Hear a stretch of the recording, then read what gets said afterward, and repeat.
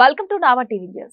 దేశమంతా రాజ్యాంగ ఆవిర్భావ దినోత్సవం నవంబర్ 26వ తేదీన సమాజంలో అసమానతలు, అస్పృశ్యత, అంటరానితనాలను పెంచి పోషించిన మన ధర్మశాస్త్రం అంతమొందిన దినంగా కూడా జరుపుకోవాలని రాజ్యాంగ నిర్మాత డాక్టర్ బాబాసాహెబ్ అంబేద్కర్ ముని మనవడు రాజారత్న అశోక్ అంబేద్కర్ అన్నారు.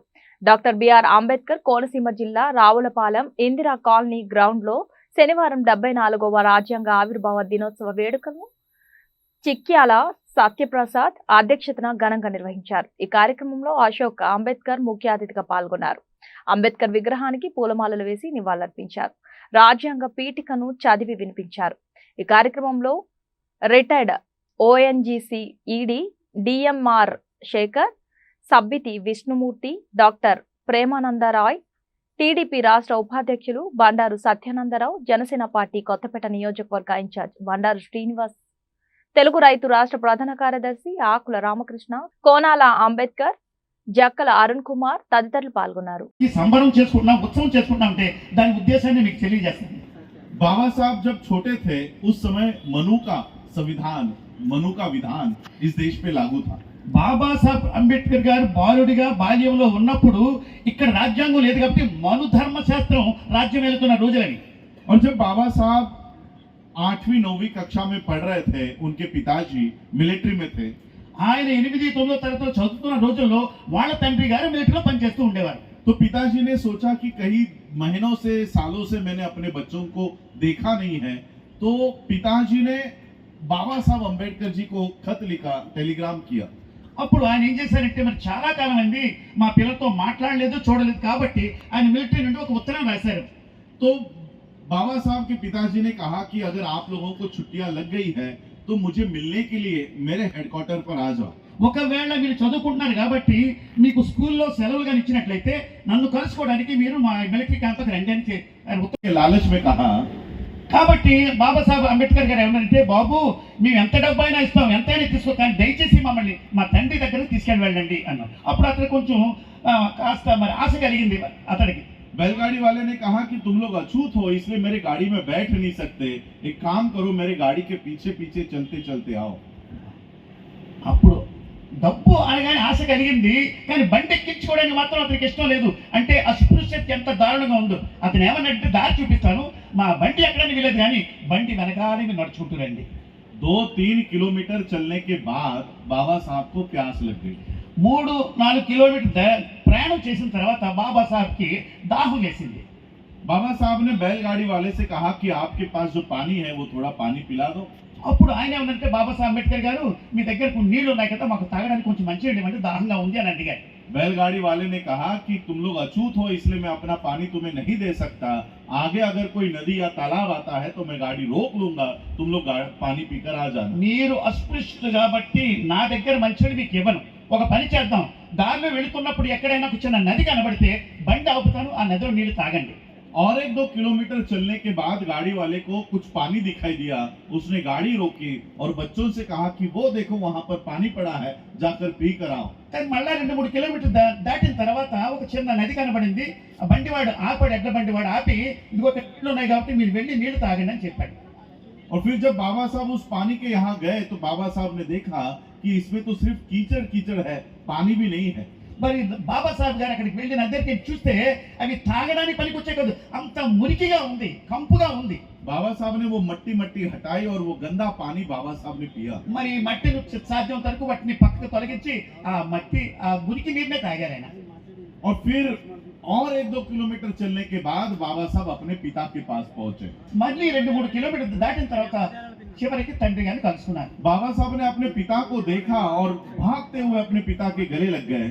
ఆయన తండ్రిని చూచిన వెంటనే హక్కున వెళ్ళి ఆయన హక్కును చేసినట్టు గుండెల్ని కౌగిలించుకున్నారు ఆయన. और बाबा साहब ने अपने पिता को पूछा कि हमारे साथ ऐसा क्यों किया जाता है. తండ్రి గారిని అడిగారు, ఎందుకు మన జాతి వారికి ఇలాంటి అవమానాలు జరుగుతున్నాయి, ఎందుకు జరుగుతుంది ఇట్లాగని అడిగారు ఆయన. మిమ్మల్ని నేను రిసీవ్ చేసుకుంటాను. बाबा साहब अंबेडकर जी ने टेलीग्राम किया कि हम इस दिन निकल रहे हैं, हम इस दिन स्टेशन पर आ जाएंगे, हमें लेने के लिए आ जाना. కాబట్టి బాబాసాహెబ్ అంబేద్కర్ గారు వారికి టెలిగ్రామ్ ఇచ్చారు, మేము ఫలాని తారీఖు వస్తున్నాం, ఫలాని ట్రైన్కి వస్తున్నాం కాబట్టి మమ్మల్ని వచ్చి రిసీవ్ చేసుకుందిగా అని టెలిగ్రామ్ ఇచ్చారు. अब ये टेलीग्राम बाबा साहब अंबेडकर जी के पिताजी के ऑफिस में आया और जिस व्यक्ति को मिला इसने बाबा साहब के पिताजी को ये टेलीग्राम दिया ही नहीं। అయితే టెలిగ్రామ్ చక్కగా చేరింది అక్కడికి. అయితే టెలిగ్రామ్ తీసుకున్న వ్యక్తి బాబాసాహెబ్ అంబేద్కర్ తండ్రి గారికి మాత్రం ఆ టెలిగ్రామ్ ఇవ్వలేదు. और यहाँ से बाबा साहब ट्रेन पकड़कर निकल गए। మరి ఇక్కడ నుంచి బాబాసాహెబ్ అంబేద్కర్ గారు ట్రైన్ పట్టుకొని ఆ ఊరు వెళ్ళిపోయారు, క్యాంపుకి వెళ్ళారు. जिस स्टेशन पर उतरने को कहा था वहां पर उतरे ఏ స్టేషన్ లో అయితే దిగిపోమని చెప్పారు ఆ స్టేషన్ లో దిగారు వారు. और अपने पिताजी की राह देख रहे। వారు నిలబడి తండ్రి గారు వస్తారేమో అని ఎదురు చూస్తూ ఉన్నారు.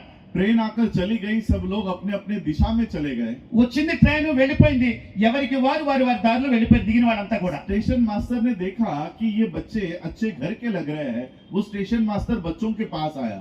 కాబట్టి స్టేషన్ మాస్టర్ మాత్రం అందరూ వెళ్ళిపోయి కుర్రాడు మిగిలిపోయాడు. కుర్రాడిని చూస్తే చాలా సుందరంగా ఉన్నాడు, మంచి కుటుంబానికి చెందిన వాడిగా ఉన్నాడు కాబట్టి వచ్చి పరామర్శించాడు. बाबा साहब अम्बेडकर जी ने स्टेशन मास्टर से कहा कि हमें अपने पिता के पास जाना है, हमारे पिता एक मिलिट्री में बड़े अफसर हैं और इस पते पर हमें जाना है। ఆయన చెప్పారంటే బాబాసాహెబ్ అంబేద్కర్ గారు ఏం చెప్పారంటే, మా నాన్నగారు ఇక్కడ మిలిటరీలో ఆఫీసర్గా పనిచేస్తారు, వారి దగ్గరికి నేను వెళ్ళాలి, దయచేసి నాకు ఆ మార్గాన్ని తెలియచేయండి అని. उस स्टेशन मास्टर ने बगल में ही एक बैलगाड़ी वाला खड़ा था, उसको बुलाया और उन बच्चों को उस जगह पर छोड़ने के लिए कहा।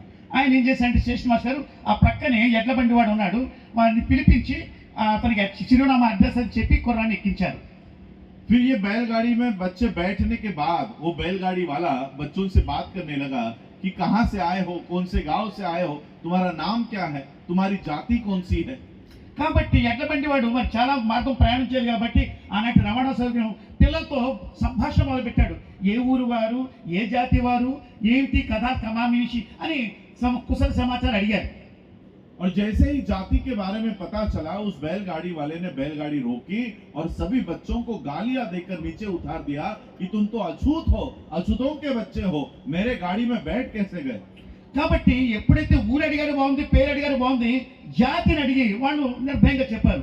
ఎప్పుడైతే వారి జాతి తెలిసిందో ఆ బయలుగాడి అంటే ఎడ్ల బండిని ఆపేశాడు, వాళ్ళిద్దరిని బలవంతంగా దింపేసి మీరు అస్పృశ్యులు, మీరు అస్పృశ్యులైంది నా బండి మీరు ఎట్లా ఎక్కారని తిట్టుకుంటూ వెళ్ళిపోయారు. और फिर जब बाबा साहब के पिताजी के पास बाबा साहब के सवालों का जवाब नहीं था, ఆ తండ్రి గారికి ఈ బాలుడైన అంబేద్కర్ చెప్పిన ప్రశ్నలకు సమాధానం లేదు. बाबा साहब अम्बेडकर जी के पिताजी ने बाबा साहब से कहा कि इसी परिस्थिति को तुम्हें बदलना है। అప్పుడు తండ్రి గారు అన్నారు, రైతే మన వారికి ఇలాంటి అనుభవాలు, చేదు అనుభవాలు, అన్యాయం జరుగుతున్నాయి కాబట్టి నువ్వు పెద్దవాడైన తర్వాత వీటన్నిటిని తొలగించడానికి నువ్వు కంకణం కట్టుకొని చెప్పాడు. और बाबा साहब अम्बेडकर जी ने इतनी पढ़ाई की कि इस देश का संविधान निर्माण किया और एक ऐसी व्यवस्था निर्माण की। అప్పుడు పెద్దవాడిన తర్వాత ఉన్నత చదువులు చదువుకున్న తర్వాత ఆయన రాజ్యాంగ నిర్మాణ వ్యవస్థని ఎంత చక్కగా తయారు చేశాడంటే, और बाबा साहब अम्बेडकर जी ने ऐसी व्यवस्था तैयार की कि जिन बाबा साहब को बैलगाड़ी में बैठने का अधिकार नहीं था, बाबा साहब ने ऐसा संविधान तैयार किया कि आज हम हवाई जहाज उड़ा रहे हैं। మరి ఆయన ఏ బాల్యంలో అయితే అనుభవాలు పొందుకున్నాడో, ఎడ్ల బండిలో కూర్చోడానికి అధికారం లేదో, ఆయన వ్యవస్థ ఎలా మార్చాడంటే రాజ్యాంగం ద్వారా ఇప్పుడు మనం ఎడ్ల బండి కాదు విమానాల్లో ప్రయాణం చేసే అధికారాన్ని పొందుకున్నాం.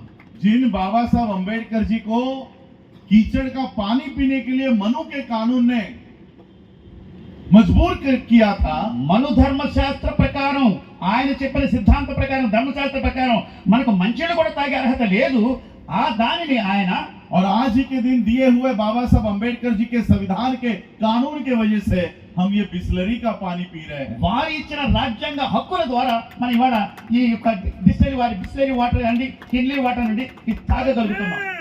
జై భీమ్, జై భీమ్. बाबा साहब अम्बेडकर जी ने एक और आर्टिकल इस कॉन्स्टिट्यूशन में लिखा, మరి ఈ చట్టం ద్వారా, ఈ కాన్స్టిట్యూషన్ ద్వారా, రాజ్యాంగం ద్వారా మరొక చట్టాన్ని తయారు చేశారు. आर्टिकल 13 13వ ఆర్టికల్ ద్వారా, आर्टिकल 13 बाबा साहब अम्बेडकर लिखते हैं వారు ఆ ఆర్టికల్ ద్వారా ఇలా రాశారు, వారు 13వ ఆర్టికల్ ద్వారా कि ये संविधान लागू होने से पहले మరి ఈ యొక్క చట్టం నియామకం కాకముందే जितने भी कानून इस देश में है, ఎన్ని ప్రపంచంలోని ఎన్ని చట్టాలైతే ఉన్నాయో वो सारे कानून ఆ మొత్తం చట్టాలన్నీ కూడా मैं वॉइड कर देता हूं, खत्म कर देता हूं। వాటన్నిటి కూడా నేను రద్దు చేసేస్తాను, సమాప్తం చేస్తాను. एक लाइन में बाबा साहब अम्बेडकर जी ने ఒకే ఒక పంక్తి ద్వారా, ఒక లైన్ ద్వారా 2500 सालों की मनुस्मृति को ఆనాటి వేల సంవత్సరాలుగా పెత్తనం చేస్తున్న మనుధర్మ శాస్త్రాన్ని हमेशा हमेशा के लिए खत्म कर दिया। శాశ్వతంగా దాన్ని నాశనం చేశారు ఆయన. और इसलिए आज ये हम संविधान दिन इसलिए मना रहे हैं कि ये सिर्फ संविधान हम नहीं मना रहे, उस मनु के कानून को भी खत्म करने का दिन ये आज का दिन है। మనం